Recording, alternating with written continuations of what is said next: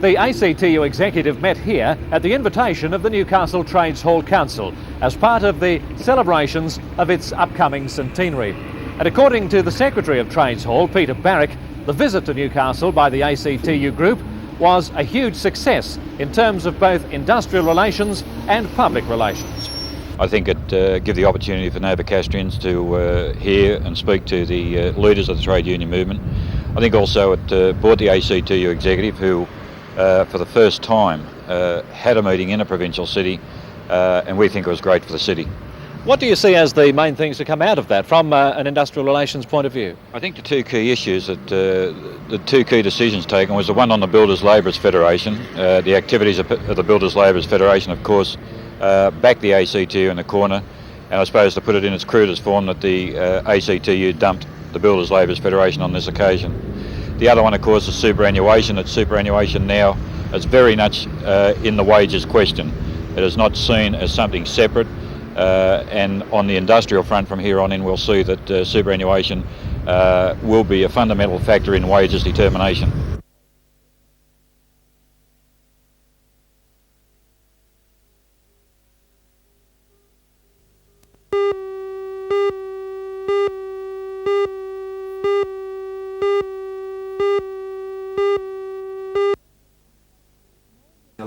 A small yet concerned group met in Newcastle to discuss drug abuse in family life and in the schools.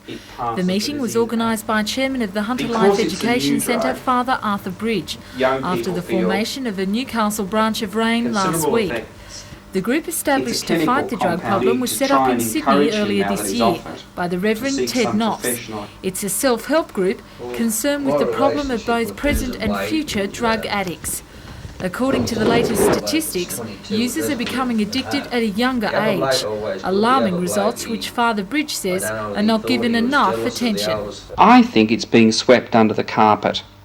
Now, the state statistics have indicated that the biggest drug problem in every school is alcohol. In fact, the incidence of 12-year-old drinking patterns in this state have indicated that something like 32% are drinking regularly.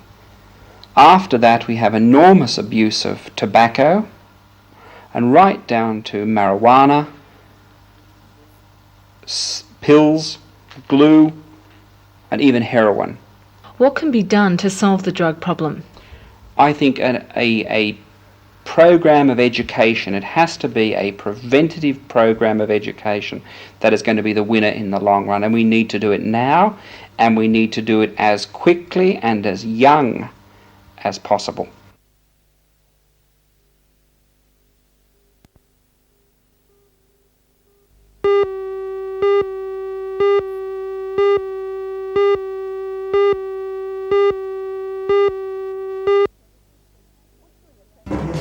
Butchering apprentices from TAFE colleges throughout New South Wales met in Newcastle today to take part in a competition to determine the best apprentice. The winner will represent New South Wales in a national competition next year. Join Ray Deneen and Anna Manzoni for all the news tonight at 6.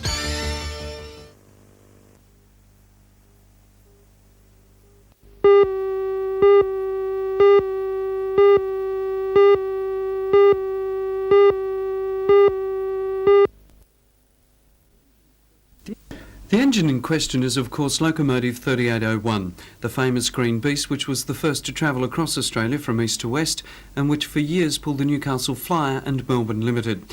Commissioned in 1943, hauling goods between Enfield and Thirroul, it was a prime example then of state-of-the-art technology.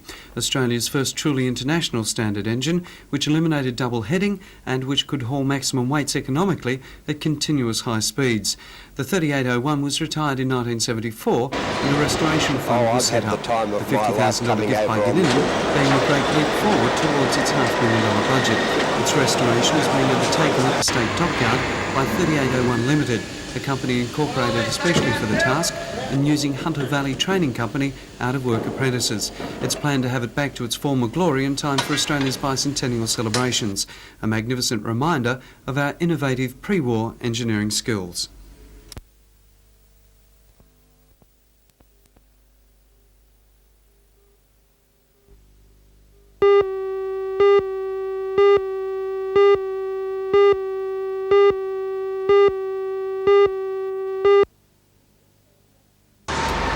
Police say the accident occurred at about 4:15 this afternoon.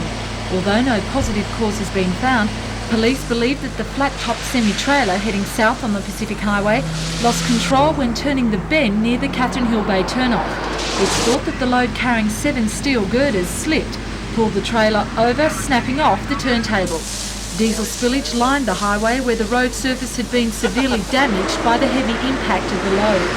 The driver was thrown from the cabin and taken to Belmont Hospital, where he remains in a serious condition, suffering head injuries, a broken arm and lacerations.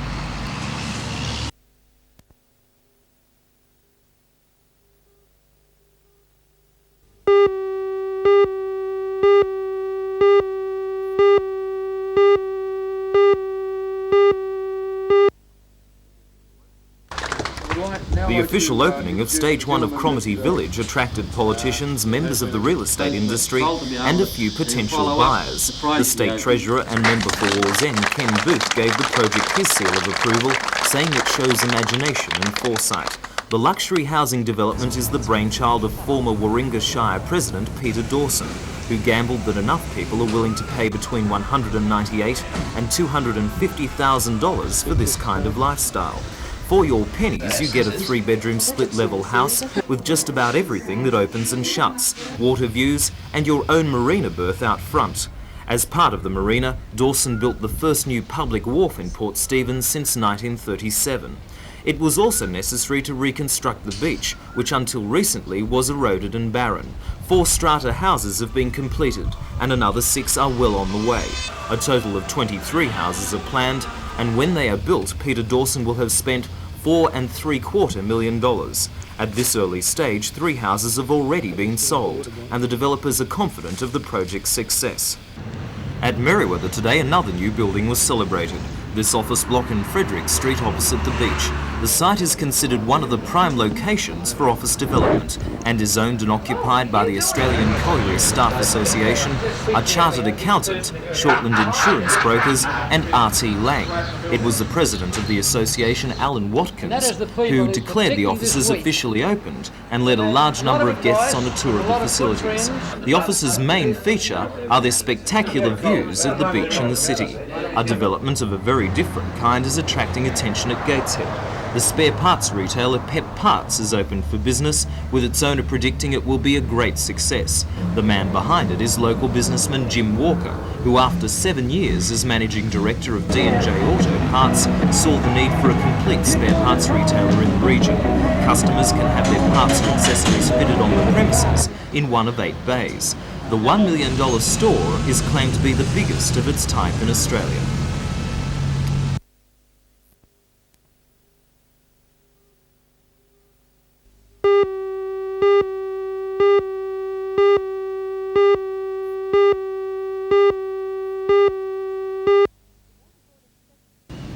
The Water Board expects the plant to be operational by 1987, 5 years ahead of schedule, thanks to an $11.6 million grant from the federal government under the Steel Industries Assistance Program. The remainder of the $17 million price tag is being picked up by the Water Board. In announcing the successful tender for the project, the Minister for Natural Resources, Janice Crozio, said turbidity, or just plain dirty water, has made the plant essential. Local members in the Maitland and Cessnock areas have received countless complaints from ratepayers who've experienced the problem after heavy rain or in drought conditions. The board is confident the plant will solve this problem. A number of local companies tendered for the project. However, Mrs Crozio said the Sydney-based Belvedere proved too strong. But when we had to assess, and I might add this particular one is not necessarily the cheapest one, but we had to do a breakdown, what is the ultimate cost going to be, bearing in mind that we as the Hunter District Water Board are going to accept something like $5.4 million of this $17 million cost, and we had to be very selective on the guarantee of the job and the fact that we were not passing too much of the cost back to the local ratepayer. So you're saying the best company got the job? The best company with the experience and the expertise that we believe within the time frame we've set, with the tender we set and the criteria we set, will be able to meet all of those commitments and will have it completed by 1987.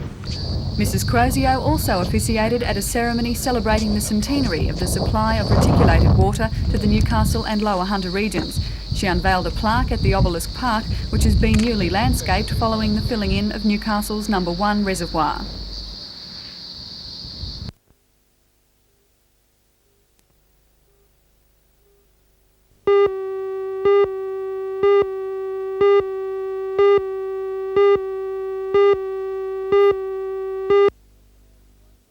The Premier also attended a function today officially launching the Shortland Wetlands Visitors Centre. Mr Rand stressed the importance of conservation, saying that 10 years ago such a project would have been unthinkable. But with many people, he said, becoming conservation conscious, this was now no longer the case.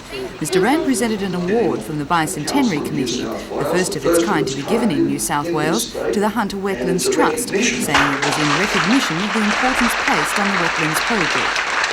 The Shortland wetlands present quite a unique opportunity so near the settled areas of Newcastle itself to preserve in their natural habitat 4 kinds of egret coupled with a diverse number of other birds and other wildlife, and it's quite a remarkable feature of the environment around Newcastle.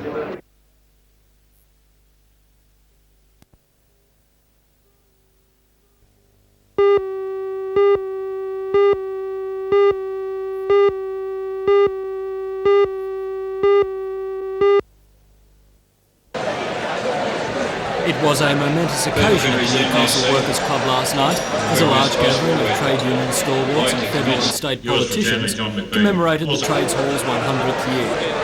Current and former trade union figures were there, commemorating the day in 1885 when workers united in the fight for the 8-hour working day, as well as the movement's achievements since that time. The Secretary of the Trades Hall Council, Peter Barrick, has strong feelings about how important he believes this region was in the foundation of the trade union movement. I think really in the state of trade unionism was founded in this town simply because trade unions were founded on coal, Newcastle was coal, and out of the coal mining industry emerged trade unionism. So it has deep roots as far as this town is concerned. Peter Barrick was not alone last night in his pride in the Newcastle trade union movement. Indeed, his feelings were echoed by other speakers. Your formation coincided with an exciting era in labour history, an era which saw the extension of unionism beyond capital cities, beyond craft unions and beyond mining activities. The recognition by the trade union movement that standards such as the 8 hours day could only be extended universally through organisation and unity. Premier Neville Wran also praised Newcastle's commitment to the labour movement, and as well he spoke again on his belief that Newcastle is the right choice for the contract to replace the Navy's submarines. The submarine contract is of immense importance to Newcastle, because if the submarine contract is to come to New South Wales, it must come to Newcastle.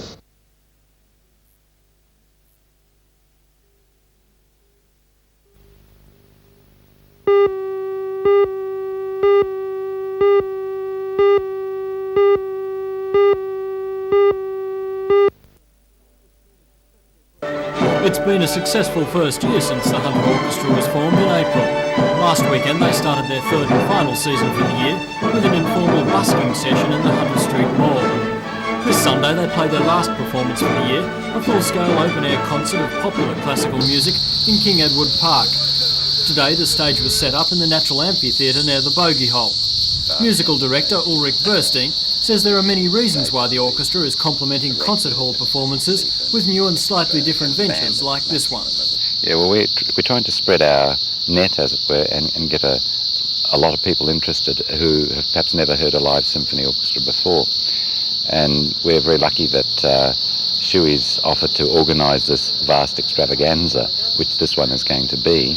That you can see we've just had a stage erected, and we'll have an orchestra of up to about 90 players on it, plus the university choir.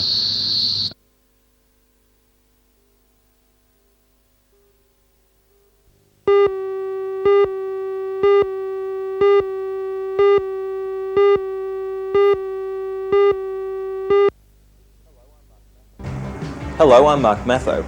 Christmas means many things to many people. Family, friends, gift-giving, and all too often postal delays. This year the good news is that the mail is moving smoothly. Join Ray Deneen and Anna Manzoni for all the news tonight at 6.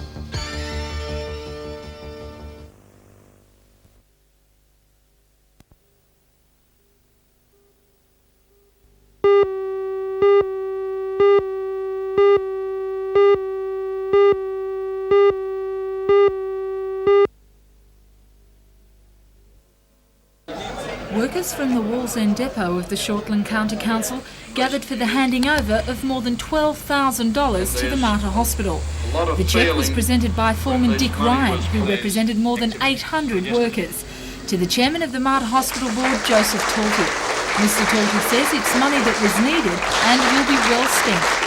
These funds, of course, go into special purposes trust funds until we decide which item of equipment we're going to buy with them. But since this is getting up to a fairly large sum, we're thinking that we should perhaps put some sort of a plaque on some perhaps special equipment or some furnishings for the new inpatient beds that we're going to have, to draw attention, as I said, to the generosity of these people who've contributed so much. Meanwhile, the decision to take industrial action against NESCA by members of the Electrical Trades Union representing Shortland County Council will go ahead. A meeting was held last night to discuss the dispute, which is over the denial of a traditional half-day off on Christmas Eve. Members of the Muswellbrook Depot will not supply outside hour labour to the Muswellbrook Shire. Harsher action will be taken against SCC Chairman John Jobling. A total ban on Councillor Jobling's residence has been imposed for an indefinite period. Councillor Jobling, who is the Muswellbrook Shire President, has given his employees the half-day concession, action which workers of the ETU say is unfair and inconsistent.